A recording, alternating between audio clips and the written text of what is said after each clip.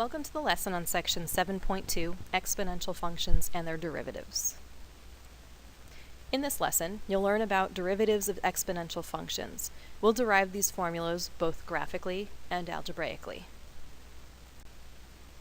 Let's start by graphing y equals e to the x, and using the n-deriv function on your graphing calculator, graphing the derivative of e to the x in the same window.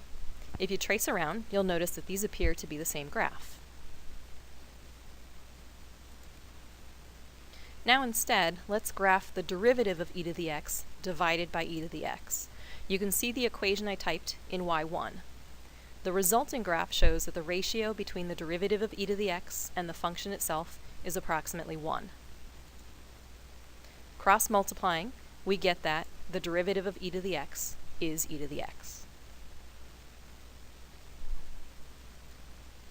Now let's graph the derivative of 2 to the x using the same technique.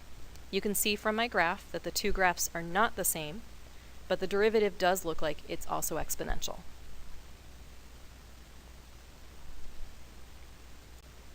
Now again, I'll graph the derivative of 2 to the x divided by 2 to the x.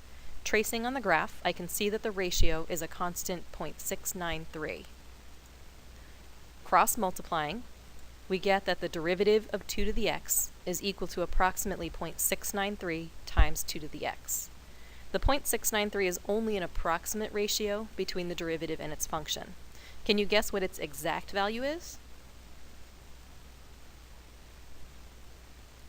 It's the natural log of 2. We'll derive this formula algebraically in a later lesson in this unit. If you'd like to try graphing the derivative of 3 to the x divided by 3 to the x on your own, simply change the 2's in our last equation to 3's and press pause now. You'll find that the ratio is a constant 1.099, which means that the derivative of 3 to the x is approximately equal to 1.099 times 3 to the x, or the natural log of 3 times 3 to the x. We might conclude from this pattern that the derivative of a to the x is the natural log of a times a to the x. We'll prove this in a later lesson. The proof of the derivative of e to the x is one of those unsatisfying proofs, so we'll save that for class instead of making you sit through that now. The rules we've developed so far say that the derivative of e to the x is e to the x, and the derivative of a constant a raised to the x power equals a to the x times the natural log of a. If there's anything more complicated than just an x in that exponent position, you'll need to apply the chain rule like this.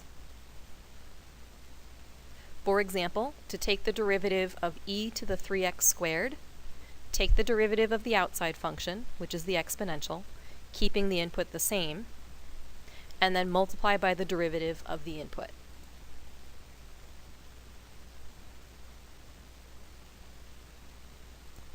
This concludes the lesson on section 7.2, exponential functions and their derivatives.